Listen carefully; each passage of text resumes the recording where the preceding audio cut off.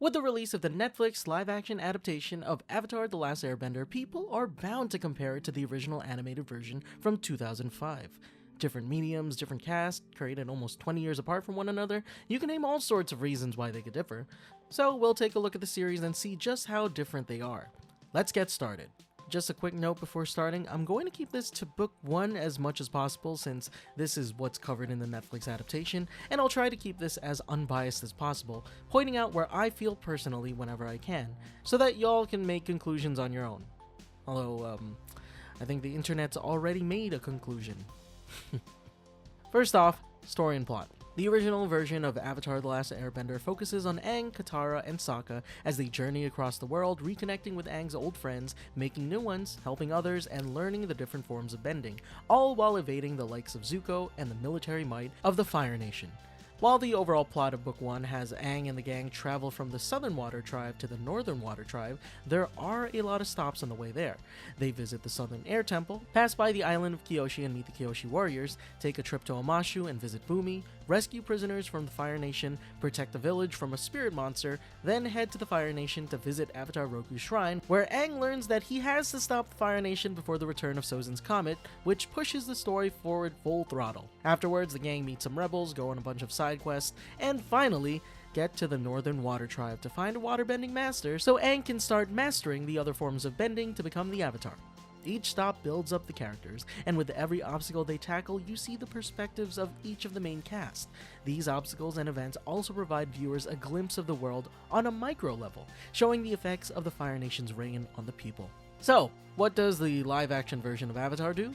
The general story for Book 1 stays the same, with Aang having to travel from the Southern Water Tribe to the Northern Water Tribe.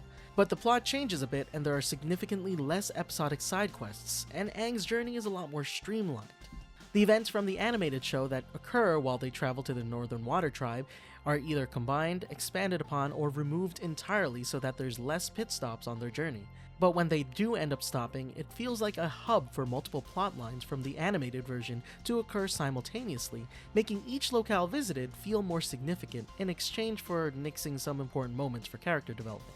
For example, the events that take place on Omashu are no longer just Aang and Bumi reuniting. Instead, the events that happen while the gang are in Omashu lump in 2 additional plot lines from Book 1, the Mechanists and Jets. It also borrows from later books and adds Secret Tunnel into the mix for some reason, which in my opinion doesn't work and takes away a key moment in Aang and Katara's development. Attaching the Mechanists plot into these episodes also removes Aang's moment at the Northern Air Temple, where he sees that the location dear to the air nomads is desecrated by people who aren't even air nomads. He even gets angry because someone he thought was airbending wasn't. More example of these combined plot lines can be seen in future episodes as well, but I won't get too deep into it since this isn't supposed to be a comprehensive list of changes. What I will say though, is that even though it's still the first book in the series, by rearranging certain events this early on, you risk causing a domino effect on how other events play out in later books. So, with Secret Tunnel here, we'll just have to wait and see.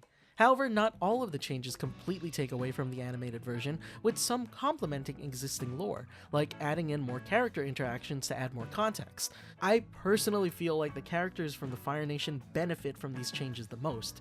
There are more flashbacks between Zuko and Iroh, strengthening their bond for the viewers, and Ozai and Azula have more screen time, showing just how emotionally manipulative Ozai was to not only Zuko, but Azula as well. The live-action show even pulls some information from the comics, with one example being the mention of the Mother of Faces. I feel like these additions are less detrimental to the plot, and I feel that they enhance the experience for viewers of the original, or just for new viewers in general. Anyway, let's move on to tone. This is where I feel we have some of the most obvious differences. The animated version of Avatar: The Last Airbender feels very lighthearted. While there are moments of serious tension, they're usually cut short by a joke or by something silly happening, or they're resolved pretty fast. The cartoon leans on playful moments, which isn't a bad thing at all, because it shows that, in the end, Team Avatar is composed of kids. Like, they're still teenagers. The action is also there, but it's definitely less violent since this was a show aimed at kids and there were rules for television. And most of the time characters come off a little goofy. Can your science explain why it rains? Yes! Yes, it can! But overall, it was balanced by the seriousness of the situation, the trauma these kids faced in the show, the looming danger that was the Fire Nation, and the urgency for Aang to master the other bending styles before the return of Sozin's Comet. The live-action Avatar feels more dead serious in a lot of ways. For one, the show starts 100 years prior to the events that happened in Avatar The Last Airbender, featuring multiple deaths and the literal genocide of the air nomads, showing off the brutality of the Fire Nation on screen. These first few minutes definitely set the tone very well for the show. Also, characters' humorous sides are toned down a lot, with Sokka and Iroh doing most of the heavy lifting in the humor department wherever they can. That's not to say there aren't any moments where characters are silly, it's just that things seem a lot more grounded compared to its animated counterpart. But while we're on the topic of characters, let's switch over to characters. There are a lot of them in Avatar, so for this section I'm just going to focus on some of our main characters just to give you a vibe of the differences between the live-action version and the original. Starting with the Avatar himself, Aang. Aang in the original was a little goofball that didn't want the responsibility of being the Avatar. His escape was through fun and games, but when it was time to lock it in, he would do his best to do his duty. He was a bit of a worrywart, and with the knowledge that he had to master all forms of bending before Sozin's Comet's return, you can tell dude was stressed beyond belief. But overall, he loved to approach things with optimism, humor, and playfulness. Live-action Aang keeps a lot of the traits of the original, but again, tones it down a little bit. It's a little subdued. I don't know about you, but to me, this Aang feels like a child, like an actual child that was dumped with the burden of being the Avatar. I don't know, you could see it in his eyes and smile, and you have actor Gordon Cormier to thank for that, because dude looks like he has a lot of pain behind that smile, and that smile must be protected. Moving on to Katara, in the original, she was strong, spunky, and a bit too serious at times, constantly getting into arguments with Sokka. But she was also compassionate and caring, watching over Aang and Sokka whenever they needed it, and protecting everything she loved. Katara in the live-action version, played by Kia Wendio, is a bit more reserved compared to her cartoon counterpart. She isn't quite as confident at first and worries a lot more, but has a strong sense of justice and compassion that grows over the course of the season. Now for Sokka. Original Sokka was the funny guy, sarcastic, witty, but incredibly loyal. However, he was also pretty sexist, taking jabs at Katara, Suki, and other girls for being girls. We see him eventually develop and start to respect women more, but since we're in Book 1, let's just say he still has a lot to learn. Live-action Sokka, played by Ian Ousley, is still the funny guy to an extent. There's a lot of heart in his lines, especially when it comes to his tribe and Katara, and there's definitely a I am the protector and I know what's best thing going on, but it comes off less sexist this time around. Now for Zuko, the banished prince of the Fire Nation. In the original, he's the hot-tempered antagonist of Avatar, at least at first.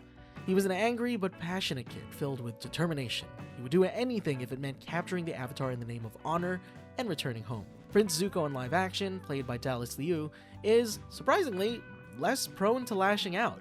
And when he does, it seems like a lot softer than his animated counterpart. While he retains a lot of the traits of the original, like his passion and drive, he's a lot more tame and in control of his emotions. I'm not saying that he has total control, I'm just saying he has a little bit more control of his emotions.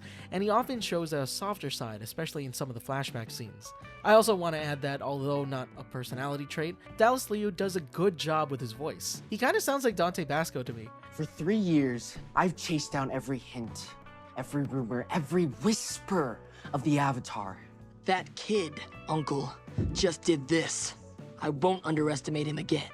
The last character we're going to cover is Iroh, the good of the Fire Nation and the moral compass for Zuko. In the original, he comes off as the silly but caring uncle, always looking out for Zuko and sharing his vast wealth of knowledge, philosophical wisdom, and world experience with him whenever he gets the chance.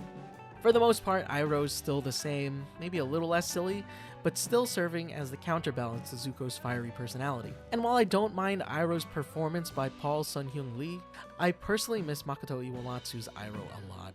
So we've covered story and plot, tone, and characters, and that takes care of a lot of my comparisons for the major points of differences. There are some smaller thoughts I'd like to share, particularly about the world. The actual physical world of Avatar is filled with life, from the small southern water tribe to the hustle and bustle of Omashu, back to the small villages found along the way. Each nation, earth, water, fire, and air, has an incredibly rich and diverse culture, all of which you learn through the little stories and adventures our Team Avatar goes through. The environments mimic our own world as well, with deserts, tundras, volcanic regions, and forests. And of course, all of it contains unique fauna that takes inspiration from a real world and mashes them together. The live-action version does an amazing job, in my opinion, of making the world feel even bigger and more full visually. For example, the Southern Water Tribe has a lot more going for it compared to its animated counterpart, which was just a bunch of really tiny nets. The mountains of Omashu are no longer barren and naked like in the animated series, and now actually look like mountain ranges forested with trees. Not like completely forested, but you know what I mean. Which in my opinion is a little bit more believable for a Kingdom of Earth. We also see so much life at the air temples when in the original, well, let's just say there isn't much life there anymore. Not to mention you feel and see the cultural inspirations at each of Team Avatar's destinations. The world of Avatar was already great, and the live-action version just added more to something we already loved. Another aspect I found myself liking a lot was the slower pace of the show, which allows us to focus on the tiny moments that happen between characters. And since the amount of places Team Avatar visits has decreased, it allows us, the viewer, to take in the locales they visit just for a little longer.